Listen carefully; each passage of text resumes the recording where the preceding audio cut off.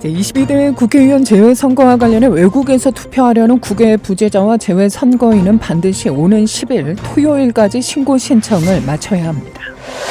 지난 2020년 시카고 지역에서 수일 동안 잇따라 발생한 치명적인 범죄와 관련해 시카고 주민 3명이 연방 혐의로 기소됐는데요. 유죄 판결을 받을 경우 3사람 모두 사형을 선고받을 수 있는 것으로 알려졌습니다. 시카고 경찰국은 지난 주일 밤 시 북부와 서부 지역에서 5시간 사이에 무려 9건의 무장강도 사건이 신고됐다며 지역사회에 경보를 발령했습니다. 브랜 존슨 시장이 지난달 31일 시의회에서 가자지구 휴전 결의안을 처리한 결과 관련 시카고 일부 유대인 지도자들이 지난 일요일자 신문에 전면 광고를 실어 이를 비난했습니다.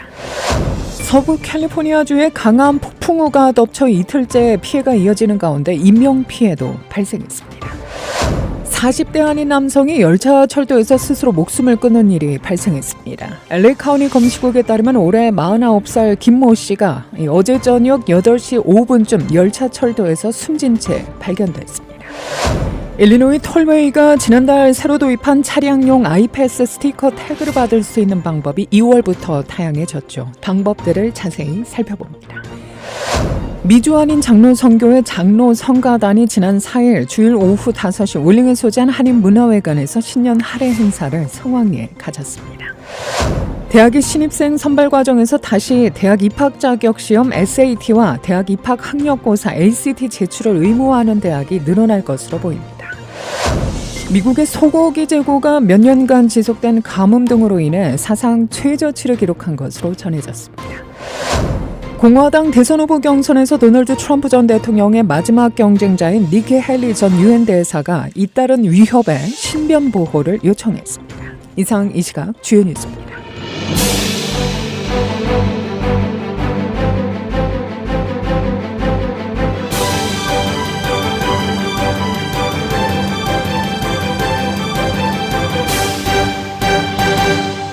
제22대 국회의원 재외선거와 관련해 외국에서 투표하려는 국외 부재자와 재외선거인은 반드시 오는 10일 토요일까지 신고 신청을 마쳐야 합니다. 시카고 총영사관 측은 보도자료를 통해 국외 부재자는 주민등록이 되어 있는 18세 이상의 대한민국 국민으로서 유학생, 주재원, 여행자 등을 말하며 재외선거인은 주민등록이 되어 있지 않은 18세 이상의 대한민국 국민을 말합니다. 제22대 국회의원 재외선거의 국외 부재자 등 신고 신청은 인터넷으로 간편하고 빠르게 할 수 있는데요.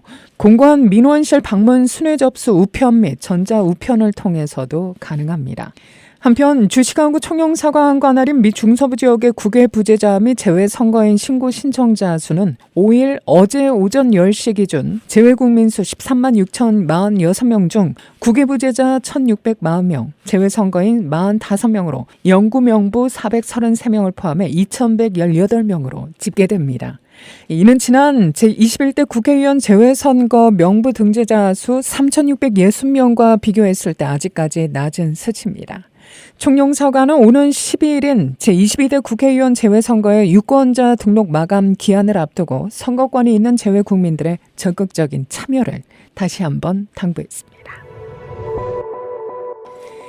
지난 2020년 시카고 지역에서 수일 동안 잇따라 발생한 치명적인 범죄와 관련해 시카고 주민 3명이 연방 혐의로 기소됐습니다. 연방 기소장에 따르면 22세 에드손 레산데스, 22세의 마베릭 셀라, 23세의 프레즐라 아프레사는 총기 살해, 또 음모, 차량 강탈 혐의로 기소됐습니다. 연방검찰은 이들이 당시 9월 11일부터 21일까지 10일 동안 발생한 일련의 차량 강탈과 또 2건의 살인사건에 연루된 혐의로 기소했다고 밝혔는데요. 새로운 기소장에는 또한 아프레사를 피고로 추가했습니다. 사건은 9월 11일 레산데스와 살라가 모통그로브에서 2014년형 쉐브렉 소닉을 훔치면서 시작됐습니다.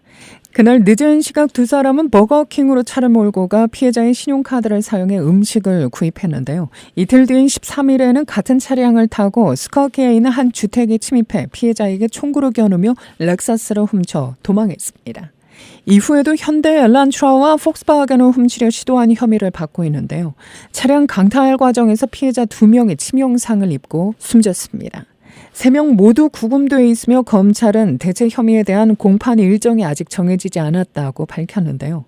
검찰에 따르면 기소장에는 유죄 판결을 받을 경우 3사람 모두 사형을 선고받을 수 있다는 특별조사 결과가 포함된 것으로 알려집니다. 일리노이주에서는 사형이 폐지됐지만 연방정부는 여전히 50개의 주 전체에서 사형을 부과할 수 있는 권한을 갖고 있는 것으로 알려졌습니다. 시카고 경찰국이 지난 주일 밤 시 북부와 서부 지역에서 5시간 사이에 무려 9건의 무장강도 사건이 신고됐다며 지역사회에 경보를 발령했습니다. 경찰국에 따르면 남성 용의자들은 이날 오후 8시 40분부터 월요일인 어제 오전 1시 30분까지 링컨파크와 놀스센터, 벅타운 루프, 워커파크, 웨스트루프, 홈볼트파크 인근 지역을 돌며 최소 10명의 피해자에게 총구를 겨누며 물건을 강탈했는데요. 관련 용의자들은 15세에서 25세 사이의 아프리카계 미국인 남성 4명으로 알려집니다. 당국은 범행에 사용된 차량이 은색 기아 세단과 회색 또는 갈색 GMC SUV인 것으로 추정하고 있는데요. 용의자 4명은 검은색 스키 마스크와 검은색 후드, 스웨트셔츠, 또 검은색 바지를 입고 키가 5피트 6인치에서 5피트 10인치 사이에 몸무게가 150파운드에서 200파운드 사이이며 권총으로 무장했다고 밝힙니다. 현재 조사가 진행 중이며 추가 정보는 아직 제공되지 않고 있습니다. 시카고 경찰국은 주민들에게 이 같은 용의자들과 마주할 경우 침착함을 유지하고 도주하는 가해자를 절대로 추적하지 말고 즉시 신고해 줄 것을 당부했습니다. 사건에 관한 정보가 있는 사람은 시카고 경찰서 312-744-8263으로 지부하면 됩니다. 서부 캘리포니아주에 강한 폭풍우가 덮쳐 이틀째 피해가 이어지는 가운데 인명피해도 발생했습니다. 유바시티 경찰은 남성 1명이 나무에 깔려 숨졌다고 밝히는 등 캘리포니아 북부에서 최소 3명이 숨졌고 산타클라라 등 총 52만여 가구에서 정전 피해가 발생한 것으로 현재 집계되고 있는데요. LA 기상청은 4일 하루 동안 103mm의 비가 내려 역대 2월 강수량 기록 3위에 올랐다고 밝혔고 앞으로 하루 이틀간 350mm 이상의 비가 더 내린다며 주의를 당부했습니다.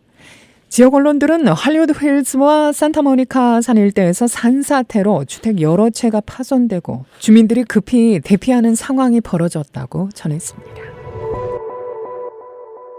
40대 아닌 남성이 열차 철도에서 스스로 목숨을 끊는 일이 발생했습니다. LA 카운티 검시국에 따르면 올해 49살의 김모 씨는 4일 저녁 8시 5분쯤 열차 철도에서 숨진 채 발견됐는데요. 김 씨가 발견된 곳은 몬노비아 지역 1700블럭 머틀 애비뉴 인근에 위치한 철도입니다. 검시국은 김 씨가 극단적인 선택을 했고 이에 따른 타박상을 입고 사망했다고 확인했습니다.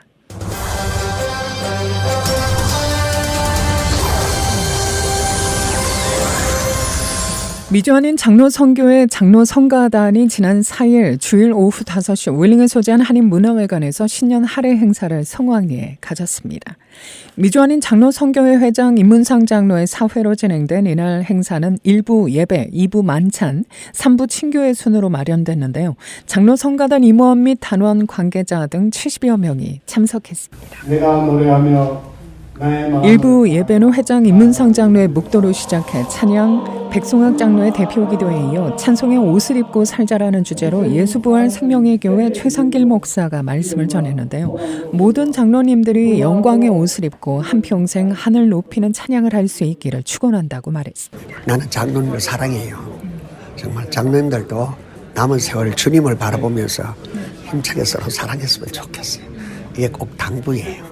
찬양은 은혜를 알고 찬양해야 돼요. 그냥 자기 자신을 표현하는 것이 아니고 하나님께서 내게 베푸신 은혜가 무엇인가를 알고 그에 감격해서 고마워서 감사해서 감사한 마음으로 드려져야 하나님도 우리 과거사도 현재 미래를 보시는 좋다, 마음에 든다, 더 멋지게 만들어주마, 이런 하나님 격려 계획이 있을 거예요. 최상길 목사는 지난 20년 동안 매주 월요일 장로선교회 사무실에서 장로님들을 위한 예배를 인도하고 있다고 하는데요. 회장 임문상 장로는 이날 인사말에서 창단 26년째를 맞은 장로성가단이 올해도 신년 할애를 통해 2024년을 또 새롭게 출발할 수 있게 돼 매우 기쁘고 감사하다고 말했습니다. 아울러 향후 연주 계획에 대해 오는 9월 29일 오후 6시 도시 데스플레인에 소재한 루마니안 침례교회에서 타인종과 교파가 어우러진 새로운 컨셉의 무대를 선보일 예정이라며 동포사회에 많은 관심과 성원을 부탁했습니다. 루마니아 거기 굉장히 보수적인 신앙을 갖고 있는데 거기하고 저희가 같이 합니다. 제 정기 연주 때 저희가 작년에 로라 브레탄이라는 분하고 저희가 했거든요. 미국에 있는 다른 교단들하고도 저희가 같이 협력해서 하는 거를 모색을 해야 돼요. 한국에 있는 익상 장로 합창단이 올 계획이 있다 그래서 보통 10월에 했는데 올해는 9월 30일쯤 하게 될 것 같아요. 29일이나. 한국 익산 장로성가단은 9월 27일 시카고로 방문해 주일까지 머물며 장로성가단과 정기 연주를 함께 꾸민다는 계획입니다. 이후 일부 임문상 장로의 총회보고에 이어 이군재 장로의 광고, 또 KBS 기독교방송국 국장 서도건 목사의 축도, 기념 촬영, 만찬 등의 순서로 1, 2부가 마무리됐습니다. 하나님의 백성들을 위해 이제부터 영원토록 함께 하시길 예수 그리스도의 이름으로 축원하옵나이다. 참석자들은 홍해성 건사를 비롯한 관계자들이 정성껏 준비한 만찬을 즐긴 후 서정송 장로의 클라리넷 연주, 손대곤 송총 장로의 독창과 정영식 장로의 피리 연주를 감상하며 3부 신교의 시간을 함께했는데요. 3부는 장로성가단의 신임 악장인 정영식 장로가 사회를 맡아 진행했습니다. 2024년 갑진년, 올해는 시카고 장로성가단이 창립한 지 26년째 되는 해입니다. 그 긴 세월만큼이나 현 장로성가단에는 아버지와 아들 2대가 함께 어우러져 찬양하는 모습도 볼 수 있는데요. 성가단의 총무를 맡고 있는 이군재 장로가 초대 악장인 이강석 장로의 아들이기도 합니다. 지금 우리 시카고 장로성가단의 초창기부터 20여 년간 헌신하다가 지금 이제 나이도 너무 많고 내가 은퇴하고 우리 사랑하는 아들이 대를 이어서 지금 이제 장로 성가단의 총무일을 하게 될 이군재 장로라고. 그래서 마음만은 지금도 그저 나가서 같이 찬양 부르고 싶은 생각이 간절한데 이제는 뭐 90이 넘어가니까 힘도 안 되고 또 첫째 몸이 건강치 못한 상태니까 아무리 찬양을 하고 싶어도 그러나 마음만은 하나님께서 불러가신 그날까지 오로지 찬양으로 영광 돌리고 살고 싶은 그런 심정만 변함이 없고 한 사람 한 사람이 정말 우리 주님께서 기뻐 받으실 만한 찬양을 드리기에 합당한 종으로 살아가기를 간절히 바랄 뿐입니다. 미주안인 장로선교회 모든 회원들은 앞으로의 과제에 대해 젊은 회원 확보에 시급함을 한 목소리로 강조하기도 했는데요. 장로성가단이 선교의 찬양단이 되기를 소망한다고 말합니다. 시카고 장로성가단 3대 단장 서정성 장로, 미주안인 장로선교회 부회장 송치홍 장로, 회장 임문상 장로입니다. 찬양과 선교가 함께 가는 찬양을 함으로써 선교도 자연히 같이 행해지는, 한국에도 장로성가단 선교회가 합쳐있는 단체는 없습니다. 우리가 유일합니다. 선교에도 더욱더 우리가 이렇게 계획도 세우고 해나가게 되기를 바랍니다. 올해 우리 시무식을 시행함으로써 이제 올해 또 찬양의 덫을 올리는데 우리 연로하신 장로님들 힘내시고 참 이 건강이 먼저인데 항상 우리 배후에서 기도해 드릴게요. 찬양 선교사로서 어디에 가시든지 우리가 구주 예수의 그 복음을 전하는 그런 좀 정신으로 선교의 찬양단이 되었으면 좋겠습니다. 우리 장로님 모두 힘냅시다. 벌써 26년째 아닙니까? 연세들이 들어가신 분들이 많아요. 그래서 병문안도 가야 되고 또 반면에 또 젊은 장로님들이 조금씩 지금 또 조인을 하셔서 멤버의 숫자는 거의 뭐 변함이 없이 이렇게 잘 진행이 되고 있습니다. 그래서 오히려 기도가 좀 많아졌죠. 전에보다도 이제는 건강에 대해서도 기도해야 되고 또 너네의 삶을 어떻게 보낼 건가에 대해서도 저희가 하고. 아울러 미주안인 장로선교회는 창단 20년을 기념한 책 무익한 종들의 증언을 발행했으며 인터넷 홈페이지도 개설해 운영 중입니다. 정기연습은 이달 20일 화요일부터 시작되며 오후 7시 30분 배단위 장로교회에서 있을 예정입니다. 장로성가단 지휘자 황보라 사모입니다. 우리 장로님들 그동안도 찬양의 사명을 걸고 열심히 해오셨는데 올해 더욱 큰 목표와 계획을 가지고 나아가려고 하는데요. 네, 이번에 더 연합하고 또 하나님을 믿는 여러 곳에 모인 흩어진 하나님의 백성들이 함께 모여서 예배하고 찬양하는 귀한 기회로 삼아서 한국에 있는 합창단 그리고 또 이곳에 있는 루마니아 교회 문화와 언어는 다르지만 같은 하나님을 찬양하기 위해서 한자리에 모여서 공연을 하려고 합니다. 함께 모여서 다 같이 하나님을 찬양한다면 더욱더 의미 있고 기쁜 자리가 될 것 같습니다.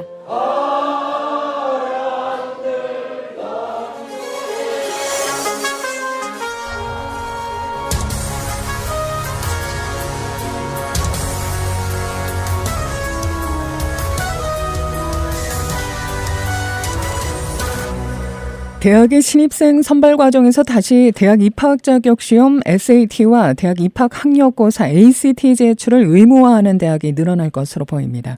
뉴욕타임스는 어제 아이비리그 소속인 다트머스대가 내년 신입생부터 SAT와 ACT 제출을 요구하기로 결정했다고 보도했는데요. SAT와 ACT는 대학 입학을 원하는 학생들이 응시하는 시험이죠. 다만 지난 2020년 코로나19 사태 이후 방역상을 이유로 SAT와 ACT 점수 제출 을 요구하지 않은 대학들이 늘었습니다.